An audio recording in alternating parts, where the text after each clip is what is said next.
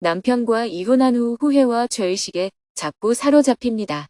2024년 8월 27일 프랑크푸르트 이스탄불 가지안테프. 안녕하세요. 오늘은 JTS가 튀르키예 시리아 대지진 피해 복구 구호 활동을 하고 있는 가지안테프로 이동하는 날입니다. 스님은 새벽 기도와 명상을 마친 후 4시 50분에 에어비앤비 숙소에서 아침 식사를 하고 5시 20분에 프랑크푸르트 공항으로 출발했습니다. 지난 4일 동안 스님과 동행하며 통역을 해준 이매진님과 운전을 해준 최순진님, 프랑크푸르트 강연 총괄을 해준 추이숙님과 작별 인사를 나누고 기념사진을 찍었습니다. 모두 수고 많았습니다.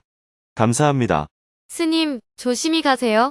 출국 수속을 하고 비행기에 탑승했으나 8시에 출발 예정인 비행기는 1시간 30분이나 연착이 되어 9시 30분에 이륙을 했습니다. 프랑크푸르트 공항을 출발한 비행기는 3시간을 이동하여 튀르키예 이스탄불 공항에 현지 시간으로 오후 1시 30분에 도착했습니다. 수화물을 찾고 입국 수속을 한 후 다시 비행기를 타기까지 시간이 촉박했습니다. 비행기에서 나오자마자 달려 입국 수속장에 도착했습니다. 줄을 선 사람들에게 양해를 구하고 먼저 입국 수속을 마친 후 수화물을 찾고 출구로 나갔습니다. 출구에는 JTS 박진아 대표님과 통역을 맡은 와암님이 반갑게 스님을 환영해 주었습니다. 반갑습니다. 서로 인사를 나눈 후 곧바로 국내선 비행기를 타기 위해 함께 탑승구로 이동했습니다. 스님은 이동하는 틈틈이 와암님과 지진 피해 복구 상황과 JTS 사업의 방향에 대해 많은 이야기를 나누었습니다. 오후 3시 20분에 이스탄불 공항을 출발한 비행기는 1시간 50분을 이동하여 오후 5시 10분에 가지안테프 공항에 도착했습니다. 수화물을 찾고 공항을 나오자 JTS와 지진 피해 복구 사업을 함께하고 있는 화이트 헬멧 활동가가 마중을 나와 스님을 환영해 주었습니다. Welcome to Gaziantep. We have been waiting for your visit for a long time. We are so happy to see you today. 가지안테프에 오신 것을 환영합니다. 우리는 스님의 방문을 오랫동안 기다리고 있었습니다. 오늘 만나게 되어 너무나 행복합니다. 반갑게 악수를 나누고 숙소로 이동했습니다. 숙소에 짐을 풀고 식당으로 이동해 화이트 헬멧 활동가들과 저녁 식사를 함께하며 지진 피해 복구 상황과 내일 답사 일정에 대해 의논을 했습니다. 지난 튀르키예 시리아 대지진 피해 복구를 돕고 있는 JTS에서는 화이트 헬멧과 협력하여 3,500명이 다니는 학교 건물을 새로 짓는 일을 하고 있습니다. 화이트 헬멧에서 프로젝트를 총괄하는 사람, 학교 건축 총책임자, 가지안테프 총책임자가 자리한 가운데 학교 건축 상황과 지진 피해 이후 사람들이 어떤 어려움을 겪고 있는지에 대해 많은 이야기를 나누었습니다. 먼저 시리아에서 하루빨리 전쟁이 멈추기를 소망하는 마음을 서로 나누었습니다. 작년에 튀르키예 시리아 접경 지역을 처음 다녀가셨는데 어떠셨습니까? 저는 시리아가 사막인 줄 알았는데 직접 가서 보니 지중해 연안이어서 들녘이 올리브 숲으로 가득하고 평화로워 보였습니다. 분쟁만 없었으면 정말로 아름다운 나라가 되었겠구나 했습니다. 그리고 저는 아시리아, 수메르 등 고대 문명에 관심이 많은데 그런 역사 깊은 문명을 계승한 나라가 시리아라는 사실도 알게 되어 좋았습니다. 시리아를 좋게 봐주셔서 감사합니다. 아쉽게도 지금은 전쟁 중이라 시리아의 아름다운 자연 환경과 고대 문명을 보여드릴 수가 없습니다. 전쟁이 멈추게 되면 스님께 고대 문명의 역사가 깃든 도시들을 많이 보여드리고 싶습니다. 그런 날이 하루빨리 오기를 바랍니다. 저도 그랬으면 좋겠습니다. 스님은 어려운 조건 속에서 학교를 짓느라 수고가 많았던 화이트 헬멧 활동가들을 격려해 주었습니다. 어려운 가운데 학교를 짓느라 수고가 많으셨습니다. 저희가 스님에게 더 감사합니다. 스님이 아니었으면 저희는 학교 짓는 것을 상상조차 할 수 없었을 겁니다. 스님과 JTS 덕분에 우리가 아이들이 미래를 꿈꾸며 공부할 수 있게 학교를 지어줄 수가 있었습니다. 저희도 너무 행복하고 뿌듯합니다. 학교를 준공해서 수업을 다시 시작하게 되면 학생들에게 한국 문화도 소개하고 후원해준 JTS를 소개하는 자료도 전시할 예정입니다. 대화를 나누는 가운데 해가 저물었습니다. 스님은 학교를 준공하게 되면 지진 피해로 희생된 선생님과 학생들을 추모하는 작은 공원도 만들면 좋겠다고 제안했습니다. 지진이 나서 아이들도 많이 죽고 선생님들도 많이 돌아가셨잖아요. 학교 준공을 통해 많은 사람들이 상처를 딛고 희망을 가질 수 있으면 좋겠습니다. 그래서 지진으로 희생된 학생들과 선생님들을 추모하는 기념공원을 작게 만들면 어떨까요? 비석이라도 하나 세워서 희생자들의 이름을 한 명씩 적고 앞으로 그들의 뜻을 이어서 이 학교를 발전시켜 나가겠다는 마음을 담아보면 좋겠습니다. 예, 정말 좋은 제안입니다. 준비해 보겠습니다. 이어서 지진 피해 복구가 어느 정도 진척되고 있는지 이야기를 나누었습니다. 스님이 궁금한 점을 물었습니다. 지진 피해를 입고 1년 6개월이 지났는데 현재 상황이 어떤가요? 대부분의 학교가 복구되었는지, 학생들이 정상적으로 학교를 다니고 있는지, 학교가 완전히 부서져서 새로 지어야 하는 학교가 더 있는지, 일부 학교를 보수해서 사용하고 있는 상황은 어떠한지, 대략 어느 정도로 회복이 되었나요? 화이트 헬멧 활동가들이 현재 상황을 이야기해 주었습니다. 지진 이후 학교를 못 가고 있는 100만 명의 아이들.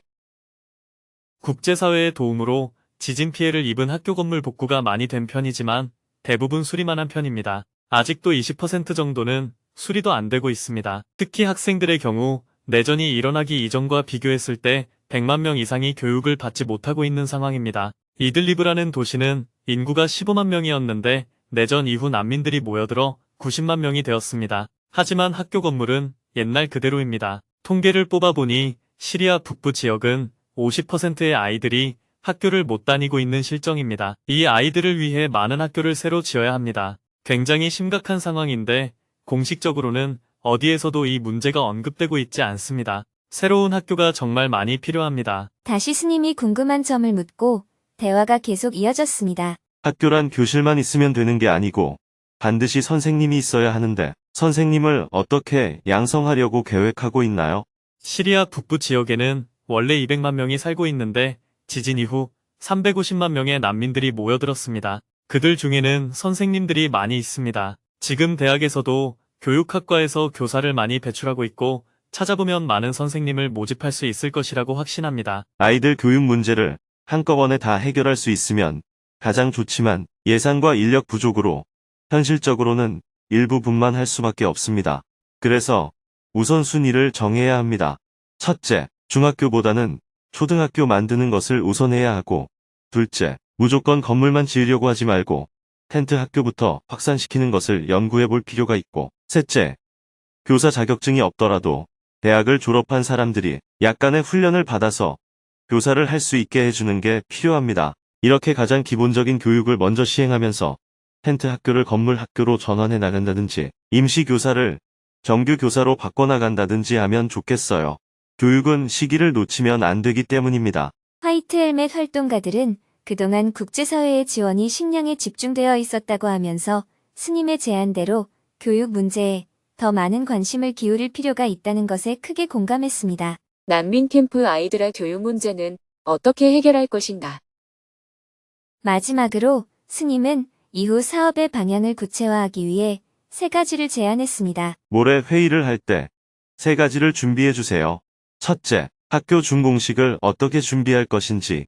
둘째, 지진으로 인한 학교 건물의 피해 현황과 복구 현황 그리고 남은 과제가 무엇인지. 셋째, 350만 명의 난민 아이들 교육 문제를 어떻게 해결할 수 있는지. 여기에 대해 많은 논의를 했으면 좋겠습니다. 학교 건물을 짓는 것도 중요하지만 아이들이 교육의 시기를 놓치지 않도록 해주어야 합니다.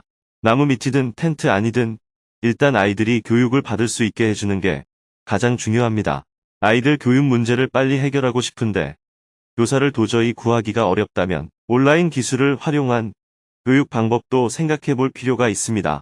정규 학교를 하나 만들어서 거기서는 우수한 교사가 양질의 교육을 하도록 하고 나머지 수백 개의 학교에서는 그 수업을 온라인으로 전부 연결해서 듣도록 하는 겁니다. 대신 교실마다 영상 틀어주고 과제 내주고 아이들을 관리해주고 하는 보조교사가 한 명씩 필요합니다. 이렇게 온라인 기술을 도입하면 한꺼번에 몇만 명이 양질의 수업을 듣도록 하는 게 가능합니다. 텐트 학교 하나에 보조교사 한 명만 있으면 어디서든 학교를 열 수 있으니까 빠른 속도로 많은 학생들에게 교육을 제공할 수 있습니다. 난민 캠프에는 인터넷이 없는 곳이 많습니다. 위성에서 인터넷 데이터를 받는 스타링크라는 위성 인터넷 서비스가 나왔잖아요. 그걸 잘 활용하면 되지 않을까요? 스님께서 주신 아이디어가 너무 좋습니다. 하지만 인프라가 거의 구축되어 있지 않아서 인프라도 함께 구축하면서 아이들 교육 문제도 해결해 나가야 합니다. 아직 저희들도 교육 문제는 많이 고민해보지 못했습니다. 모레는 이 문제들에 대해 많은 이야기를 나눠봅시다. 내일 답사할 때 JTS가 짓고 있는 학교 외에도 보수하지 못한 학교와 보수 중인 학교를 몇 곳 더 보여줄 것을 요청한 후 대화를 마쳤습니다. 대화를 마치고 다시 숙소로 돌아오니 밤 9시가 훌쩍 넘었습니다. 스님은 원고 교정과 업무들을 본 후 잠자리에 들었습니다. 오늘은 법문이 없었기 때문에 엊그제 스위스 추리히에서 열린 증문직설에서 질문자와 스님이 대화를 나눈 내용을 소개하며 글을 마칩니다. 남편과 이혼한 후 후회와 죄의식에 자꾸 사로잡힙니다. 저는 이혼을 했습니다. 이혼 후 3년 동안은 남편이 너무나 믿고 결혼 생활로 얻은 화병의 기운이 오래 남아 있었습니다.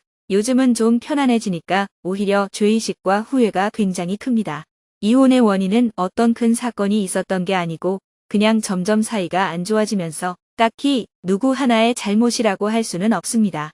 저의 가장 큰 후회는 제가 좀 더 잘났었다면 상대의 못난 점도 잘 커버할 수 있었다는 점입니다. 청소 때문에 싸웠을 때 제가 청소를 진짜 잘하는 사람이었으면 남편이 청소를 못하는 게 전혀 문제가 아니었을 겁니다. 또 육아 문제로 싸웠을 때도 제가 자존감이 높았으면 아무렇지 않았을 겁니다. 후회와 죄의식에 사로잡히지 않으려면 어떻게 해야 할까요? 자꾸 남이 잘못했다. 이렇게 생각하면 그 사람을 미워하게 됩니다. 반대로 내가 잘못했다. 이렇게 생각하면서 나를 미워하는 것이 자책감과 후회입니다. 남편을 향해서 술만 안 먹으면 좋겠다 하고 바라보지만 그 사람 수준에서는 그게 안 되는 걸 어떡해요? 안 되는 걸 내가 자꾸 원하고 있기 때문에 미움이 생기는 겁니다. 내가 조금만 자존감이 있었으면, 내가 조금만 마음이 넓었으면 하고 바라지만 질문자의 수준으로는 그렇게 하는 게 안 되었잖아요. 그런 행동을 두고 과대망상이라고 하는 겁니다. 어떤 사람은 자신이 비난을 받았다고 펄쩍펄쩍 뛰어요. 본인이 없는 데서 자기들끼리 뒷말을 했다고 아주 괴로워합니다. 그러면 제가, 당신은 부처님보다 잘났습니까? 이렇게 물어봅니다. 그러면 아니요 하고 대답합니다. 우리가 훌륭한 분이라고 여기는 부처님에 대해서도 비난하고 욕하는 사람들이 부처님 당시에 있었습니다. 예수님은 욕하는 정도가 아니라 혹세무민하는 자라고 해서 십자가에 못을 박아 죽였어요. 그런데 내 주제에 뭐가 잘났다고 욕을 안 얻어먹으려고 합니까? 그래서 과대망상이라고 하는 겁니다. 질문자도 조금만 잘했더라면 하는 아쉬움이 늘 생기지만 질문자는 정작 그 조금을 하는 게 잘 안 되잖아요. 그러니 저 사람이 조금만 잘했으면 이혼을 안 했을 텐데 하는 말과 내가 조금만 잘했으면 이혼을 안 했을 텐데 하는 말은 둘 다 똑같은 말입니다. 질문자의 생각에는 자신이 조금 발전한 것 같다고 하지만 하나도 발전한 게 없어요. 똑같아요. 단지 이혼에 대한 책임을 저쪽으로 가져갔다가 지금은 이쪽으로 가져왔다는 그 차이밖에 없습니다. 남을 미워하면서 내가 괴로워하나, 나를 미워하면서 내가 괴로워하나 마찬가지예요. 발전은 무슨 발전입니까? 저기 있던 걸 여기로 옮겨놓은 것일 뿐이죠. 내가 부족해서 그런 일이 생겼다. 그때 잘못을 안 했더라면 이런 얘기는 필요 없는 얘기이고 이미 다 지나간 얘기입니다. 그때 잘못한 것은 사실이잖아요. 그래. 그때 내가 어리석어서 이혼을 했다. 이렇게 사실을 인정하고 끝나야 돼요. 앞으로 내가 만약에 누군가를 새로 만난다면 이걸 참고해서 좀 덜 어리석어야 되겠다. 이렇게 생각을 하면 됩니다. 그리고 그때는 미운 감정에 사로잡혀서 그 사람의 좋은 점을 몰랐는데 이렇게 헤어지고 보니 그 사람의 괜찮은 점들이 다시 눈에 들어온다는 얘기인 것 같네요. 원래 옛날부터 남 얻기는 싫어도 남 주기는 아깝다 하는 말이 있는 것처럼 지금 질문자도 남에게 주고 보니 아깝다는 생각이 드는 거예요. 우리는 항상 가지고 있을 때는 그 가치를 잘 모르다가 막상 내놓고 나면 그제야 좋은 점들을 보게 됩니다. 모든 사람은 다 좋은 점도 있고 나쁜 점도 있어요. 그런데 나와 같이 있을 때는 좋은 점을 당연하게 생각하기 때문에 나쁜 점들만 보이는 겁니다. 또 헤어지면 나쁜 점은 안 보이고 좋은 점들만 보입니다. 그러니 이런 감정에 미련을 가질 필요가 없습니다. 만약 미련이 남는다면 그냥 전화해서 솔직하게 얘기하면 돼요. 여보, 우리 다시 만나자. 미안하다. 내가 잘못했다. 내가 당신의 좋은 점을 몰랐다. 내가 미쳐서 귀한 보배를 알아보지 못하고 버렸는데 다시 생각해보니 당신만한 사람도 없더라. 내가 사과할게. 이렇게 솔직하게 말하면 됩니다. 미련이 남는다면 최선을 다해 다시 시도해봐야 합니다. 체면을 따지면 안 돼요. 그렇게 해봐야 미련이 안 남거든요. 내가 다시 노력해도 소용이 없구나. 이렇게 결론이 나야 혼자 살든 다른 사람에게 관심을 갖든 후회가 없습니다. 만약 미련을 계속 갖고 있으면 그때 내가 더 해볼 걸 하고 후회를 자꾸 하게 되어 내 삶에 계속 영향을 미치게 됩니다. 그러니 만약 미련이 남는다면 그 사람을 보기보다는 자신을 들여다봐야 합니다. 술을 마신다, 바람을 피운다 이런 걸 따지면서 상대가 바뀌기를 바라지 말고 그 모든 걸 감안하더라도 이 사람은 나에게 도움이 되는 사람이네 하고 생각을 바꾸셔야 합니다. 처음에는 상대가 100점짜리인 줄 알고 결혼을 했는데 살아보니 70점밖에 안 돼요. 그래서 이혼하고 다른 사람을 찾으려고 하면 50점짜리밖에 없습니다. 그래서 이혼하고 나서 후회를 하게 되는 겁니다. 100점짜리인 줄 알고 차를 샀는데 흠집이 나서 70점밖에 안 되길래 중고차 시장에 내놓고 다른 중고차를 보러 갔더니 그만한 차가 없는 겁니다. 그러면 다시 중고차를 사야 할까요? 원래 차를 팔지 말아야 할까요? 원래 차를 팔지 않으면 됩니다. 그래서 항상 헤어질 때도 감정적으로 결정하지 말고 신중하게 생각해 봐야 합니다. 어차피 다른 중고차들도 다른 사람들이 타던 겁니다. 새 차를 살 게 아니라면 그래도 내가 오래 탄 중고차가 낫지 않나요? 남이 실컷 탄 중고차가 더 낫습니까? 저는 후회가 왜 생기는지에 대해서 말하는 겁니다. 여러분들은 결혼을 할 때 좋은 점만 보고 성급하게 결정을 했기 때문에 막상 살아보면 후회가 생기는 거예요. 이혼을 할 때는 안 좋은 점만 보고 덜컥 결정을 합니다. 결혼할 때 충분히 생각하지 못한 점을 반성했다면 이혼할 때는 더 신중하게 결정해야 하지 않나요? 그런데 여러분은 충분한 고려를 하지 않고 똑같은 실수를 반복하고 있어요. 한 번 후회하면 됐지. 왜 두 번이나 후회해요? 첫 번째는 몰라서 그랬다 하더라도 두 번째는 경험이 있으니 조금 더 지혜로워져야 하지 않을까요? 저는 이혼하라거나 이혼하지 말라거나 이런 말을 하는 게 아닙니다. 결혼할 때 덜 신중했기 때문에 이혼할 때는 좀 더 신중하라는 말을 하는 겁니다. 여러분들이 결혼을 하든 이혼을 하든 전 세계적으로 보면 그게 중요한 일이겠어요? 산에 사는 동물들이 어느 동물과 교미하든 그게 뭐가 중요해요? 자연 생태계 전체를 놓고 보면 하등 중요한 게 아니에요. 이 동물과 살든 저 동물과 살든 상대를 10번을 바꾸든 저는 그런 것을 중요하게 생각하지 않습니다. 그렇기 때문에 저는 이혼을 하지 말라는 얘기를 안 합니다. 다만 결혼할 때 잘못했다고 이미 후회를 해놓고서는 또 똑같은 방식으로 이혼하고 후회를 하려고 하니까 제가 한번 점검해 주는 것입니다. 바보 같은 짓을 똑같이 되풀이하지 말라는 얘기인데 여러분들은 이걸 이혼하지 말라는 얘기로 받아들여요. 저는 여러분들이 결혼하든 이혼하든 돈을 벌든 돈을 벌지 않든 그런 것들에 별로 관심이 없습니다. 그런 문제로 괴로워하기 때문에 제가 몇 마디 조언을 해주는 겁니다. 결혼을 해도 괴롭지 않아야 하고 이혼을 해도 괴롭지 않아야 합니다. 혼자 살아도 괴롭지 않고 둘이 살아도 괴롭지 않다면 아무 문제가 없습니다. 매일매일 한 사람씩 바꿔 살아도 괴롭지 않다면 그것도 괜찮아요. 그건 자유니까요. 남에게 피해를 주는 것이 아니라면요. 그런데 여러분들의 문제는 자신이 선택해놓고 책임도 지지 않고 괴로워한다는 겁니다. 질문자는 한국에 살아도 되는데 자기가 원해서 스위스에 와놓고는 스위스를 욕하면 모순이잖아요. 그것처럼 수많은 남자 중에 제일 좋다고 생각해서 선택해놓고는 상대를 나쁜 인간이라고 욕하면 모순 아니에요? 그렇게 본인이 선택한 사람을 나쁜 인간이라고 말하기 때문에 제가 질문자를 우습게 보는 거예요. 질문자의 눈을 어떻게 믿을 수 있으며 질문자의 정신 상태를 어떻게 믿을 수 있겠어요? 그러니 이혼을 했다 하더라도 상대를 욕하면 안 됩니다. 서로 안 맞는 게 있으니까 헤어질 수가 있습니다. 그러나 상대를 욕할 이유는 없다는 거예요. 자식이 부모를 계속 욕하면 어떻게 될까요? 자식은 부모의 육체적인 것만 담는 것이 아니라 여러 가지 정신적인 면도 많이 담게 됩니다. 그러니 부모가 나쁜 사람이라고 말하면 자신에게도 그 나쁜 면이 전이가 되어 있는 겁니다. 그래서 자존감이 떨어져요. 부모님을 나쁜 사람이라고 생각하는 사람에게 어떻게 자존감이 생길 수 있겠습니까? 만약 여러분이 자신의 배우자에게 너는 짐승보다도 못한 사람이야 이렇게 말하면 자기 자식도 짐승보다 못한 사람이 되는 겁니다. 그래서 아내나 남편을 욕하지 말라는 거예요. 자식이 없으면 배우자를 욕해도 됩니다. 그러나 자식이 있으면 그 자식은 짐승의 자식이 되잖아요. 결국 자기를 욕하는 것이 되는 겁니다. 자신의 자존감을 없애는 행위예요.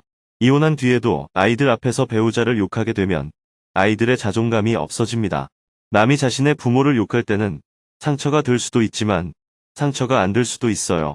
왜냐하면 상대가 잘못 알고 있다고 생각할 수 있기 때문입니다. 그러나 부모가 배우자를 욕하게 되면, 예를 들어 엄마가 아빠의 욕을 하게 되면 그 말이 맞으면 아빠가 나쁜 사람이 되고 그 말이 틀리면 엄마가 나쁜 사람이 됩니다. 왜냐하면 엄마는 거짓말하는 사람이 되기 때문입니다. 이래도 저래도 아이에게는 정신분열 현상이 일어납니다. 그래서 부모는 아이들이 상처를 입지 않도록 해야 합니다. 이혼하는 것은 자유인데 절대로 아이들 앞에서 아내나 남편을 비난하면 안 됩니다. 항상 내가 부족해서 그렇다. 너희 아빠는 좋은 사람이었다. 이렇게 아이에게 말해야 나에게도 좋고 남편에게도 좋고 아이에게도 좋습니다. 지혜로운 사람이라면 모두에게 좋은 길을 가야 합니다. 꼭 이혼했기 때문에 아이들이 상처 입는 것이 아닙니다. 상대를 비난하고 미워하기 때문에 아이들이 상처를 입게 되는 거예요. 감사합니다.